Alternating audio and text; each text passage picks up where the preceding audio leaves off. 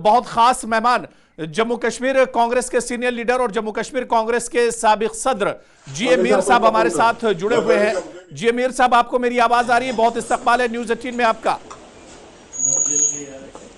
काफी धीमी आ रही है बट कैच कर रहा हूं मैं। जी मीर साहब, देखिए अब क्योंकि 3 मरहलों का जम्मू कश्मीर का चुनाव था वो मुकम्मल हो चुका है और 8 तारीख को नतीजे आएंगे, लेकिन उससे पहले न्यूज 18 के पास अब से कुछ देर में एग्जिट पोल्स आना शुरू हो जाएंगे। लेकिन मैं आपके तजुर्बे के जरिए मैं समझना चाह रहा हूं जमीनी सतह पर आपने क्या कुछ देखा है और जम्मू कश्मीर में नतीजे किस तरह के होंगे, मैं आपके तजुर्बे के जरिए से समझना चाह रहा हूं। अब देखिए, मैं तो लगातार चुनाव के दरमियान और चुनाव कंप्लीट होने के बाद में जहां जहां पर भी मेरी इंटरेक्शन आप लोगों से हुई जी। हमने बताया कि जम्मू कश्मीर के वोटर में जोश खरोश है वोट डालने के लिए, और वो जोश खरोश इसलिए है कि 10 साल से जम्मू कश्मीर के लोगों को वंचित रखा गया वोट डालने से। पहला एक सदमा सा लोगों को था कि आखिरकार हमने क्या गुनाह किया है कि हमको 10 साल अपने नुमाइंदे चुनने का मौका नहीं दिया गया। और नंबर 2, जो हमारी स्टेट डाउनग्रेड की गई, ये भी दूसरे लोगों को सदमा था। उसके बाद जमीनों के हक छीन लिए, नौकरियों के हक छीन लिए। ये तकरीबन इस मामले को लेकर पूरी जम्मू कश्मीर की आवाम एजुकेट हो चुकी थी कि ये चीजें हमसे इन 10 सालों के दरमियान छीनी गई। तो इसलिए उसका एक हल था वापस लेने का, अपने हुकूक वापस लेने का एक ही हल था कि चुनाव जल्द अज जल्द हो, लोग अपना मतदान से अपना नुमाइंदा चुनेंगे, पार्टीज को चुनेंगे, एक सरकार चुनेंगे जो हमारी लड़ाई को आगे बढ़ाएगा। ये पहला मकसद इस चुनाव के दरमियान देखने को मिला। वो हर आम खास किसी भी पार्टी से, किसी भी सोच से था, किसी भी रीजन से था, उन सब में ये चीजें कॉमन थी।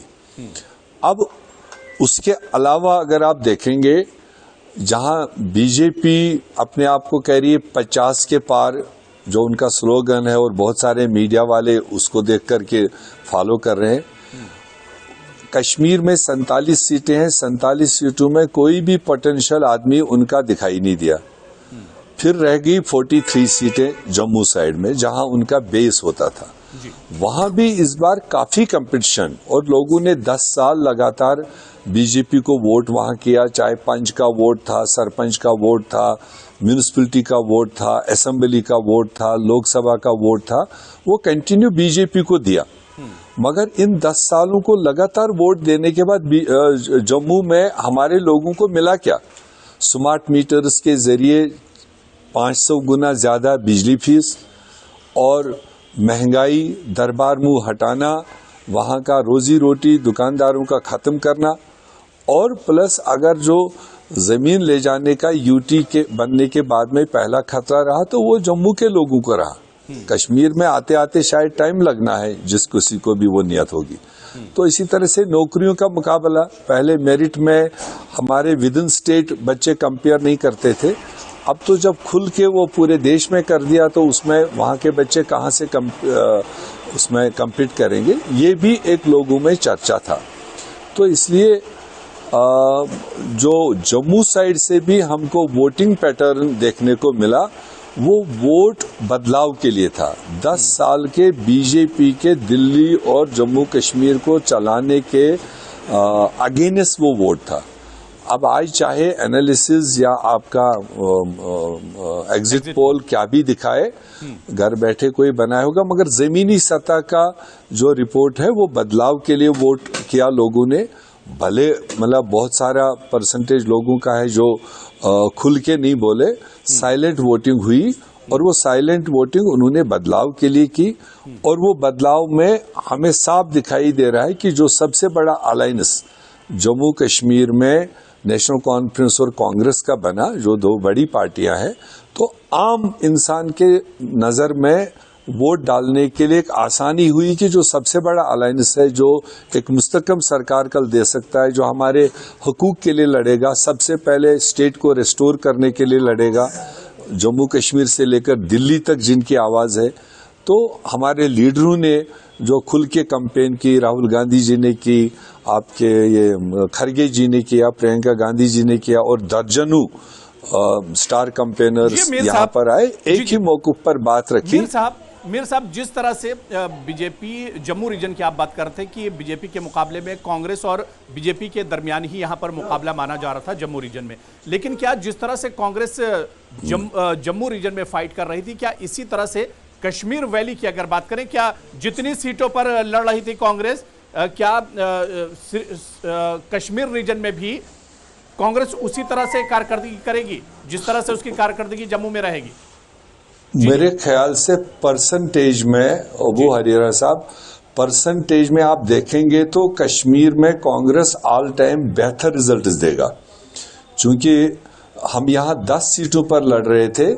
आप रिजल्ट जब आएंगे आप देखेंगे 70% सीटों पर हम जीत हासिल करेंगे, यह हमारा मानना है। वो तो अब रिजल्ट जब आएंगे तब साफ हो ही जाएगा, साथ ही हमारे एग्जिट पोल भी आने जा रहा है, उससे भी अंदाजा लग जाएगा। हुरैरा हमारे साथ senior editor news 18 JKLHH Tejendra Singh Sodhi भी जुड़ चुके हैं और वो जी मीर साहब से सवाल पूछना चाहेंगे। मीर साहब आदाब।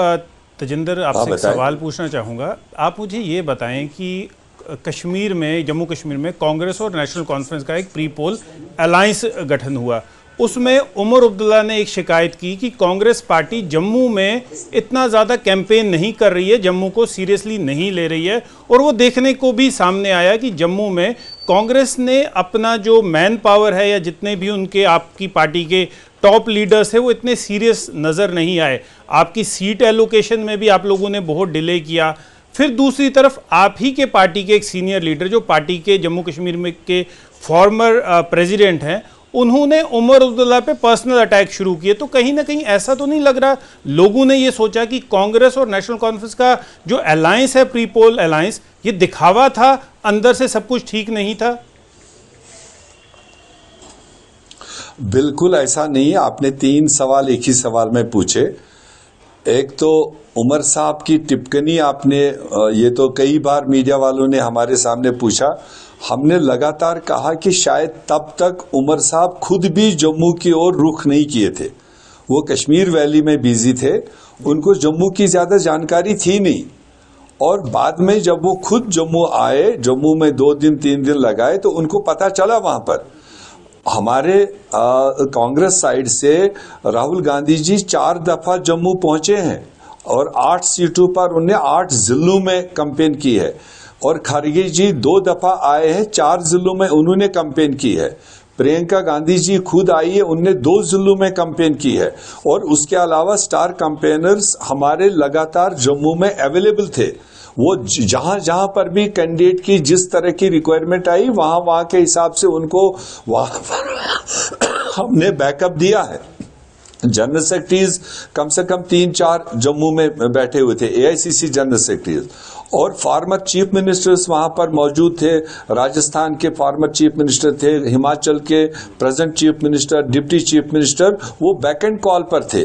जहां कैंडिडेटों ने जिस नुक एंड कॉर्नर में जिस तरह का लीडर मांगा, जिस तरह का स्टार कैंपेनर मांगा, वो दिया। लेकिन मीर साहब हमारे एक फॉर्मर प्रेसिडेंट ने, मीर साहब मैं ये जानना चाहूंगा, जो आपने टिकट डिस्ट्रीब्यूशन में थोड़ा डिले किया, क्या आपको लगता है वो कांग्रेस को कहीं ना कहीं नुकसान देगा, स्पेशली जम्मू रीजन में जो टिकट्स के डिस्ट्रीब्यूशन में बहुत ज्यादा डिले हुआ? पता नहीं, ये आप कोई डिले नहीं हुआ। आप डेट्स देख लीजिए, जब चुनाव डिक्लेयर हुआ उस डेट के पहले फेज से पहले हमने टिकटों का ऐलान किया।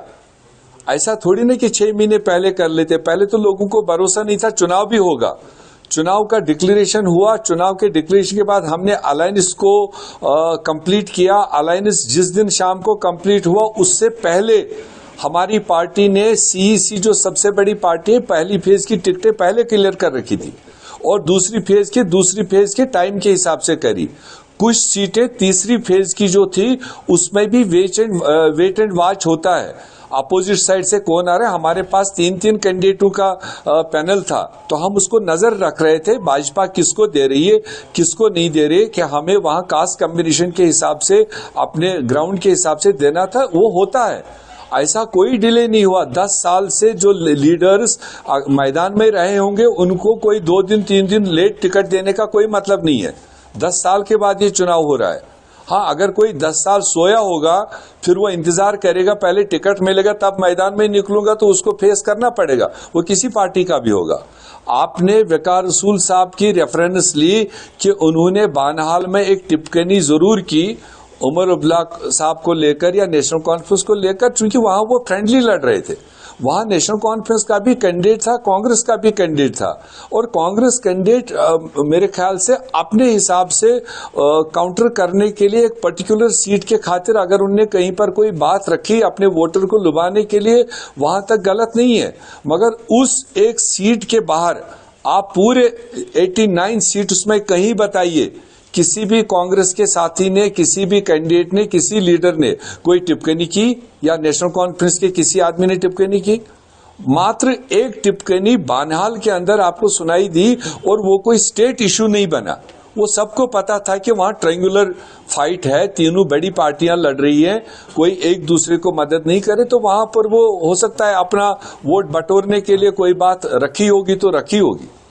चले जी अमीर साहब, अब बहरहाल ये जो ऑन ग्राउंड भी आप इसको बता रहे हैं कि पूरी जी जान लगा दी कांग्रेस ने, लेकिन सच ये है कि जम्मू डिवीजन, क्योंकि अलायंस में थे आप, नेशनल कॉन्फ्रेंस को कश्मीर डिवीजन का देखभाल करने को, उस पर फोकस करने को एक जिम्मेदारी थी, और जम्मू डिवीजन पर कांग्रेस की जिम्मेदारी थी। जो ऑन ग्राउंड हमने भी देखा जब से कैंपेनिंग और चुनाव का अमल शुरू हुआ है, जिस हिसाब से बीजेपी की कैंपेनिंग हुई सर, उस हिसाब से कांग्रेस की कैंपेनिंग जो है कहीं फीकी पड़ गई। बहरहाल जी अमीर साहब, आपका बेहद शुक्रिया हमारे साथ बात करने के लिए। देखिए, नहीं, मैं आपकी बात को पहले जवाब देना चाहूंगा।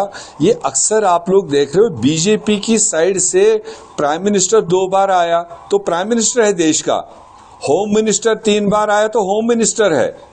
हम तो नेशनल लेवल पर अपोजिशन में, हमारा वुड बी प्राइम मिनिस्टर 4 बार आया, हमारा वुड बी होम मिनिस्टर जो आने वाले 6 महीने के बाद होगा वो 5 बार आया। मीर साहब, आपको रोकना चाहूंगा, मीर साहब आपको रोकना चाहूंगा। अभी जो एग्जिट पोल के कुछ नतीजे आए हैं एक्सेस माई इंडिया के, वो ये दर्शाता है कि बीजेपी को 27 से 21 सीटें मिलेंगी। इसे कैसे देख रहे हैं आप? देखिए, जो हम ग्राउंड सिचुएशन या ग्राउंड रिपोर्ट जो हमारा है, बीजेपी किसी भी हालत में 15-16 सीटों से आगे नहीं जाएगा। डायरेक्ट जो उनका मैंडेट है, जो उनका जो सिंबल है, सिंबल पर 15-16 सीटों से नहीं जाएगा। ये आप चाहे मेरी बात नोट करके रख लीजिए, तब तक आप उसको 30 दीजिए, 25 दीजिए, 40 दीजिए, कोई ऐतराज नहीं है। कांग्रेस को कितनी दे रहे हैं आप? आने पर 15-16 सीटों पर नहीं जाए। कांग्रेस को कितनी दे रहे हैं आप? कांग्रेस भी वही नंबर 15-16, कांग्रेस भी 15 और 16 सीटें क्लियर कट लेगा। हम उसको नहीं कह रहे 40 सीटें लेंगे। नेशनल कॉन्फ्रेंस को सिंगल लार्जेस्ट पार्टी बनेगी, क्योंकि उनके पास वैली साइड से कोई ज्यादा मुकाबला नहीं था, बीजेपी के साथ मुकाबला नहीं था, तो इसलिए वो आगे हो सकती है। कांग्रेस 15-16 सीटों को क्रॉस करके आपको रिजल्ट देगा, और बीजेपी के ही पेट से हमारी 9 से 10 सीटें निकलेंगी, जिसको वो अनुमान लगा रहे हैं 9 से 10 सीटें वहां से बदलाव के तहत कांग्रेस पार्टी को मिलने जा रही है। तो कश्मीर में आप कांग्रेस को कितनी सीटें दे रहे हैं और जम्मू रीजन में कितनी दे रहे हैं? आपने कहा बीजेपी के पेट से, तो दैट मींस आप जम्मू की बात कर रहे हैं। देखिए, मैं आपको कठुआ, सांबा, जम्मू, उधमपुर की बात कर रहा हूं, जो ट्रेडिशनली 100% बीजेपी को सीटें जाती पिछले चुनाव में।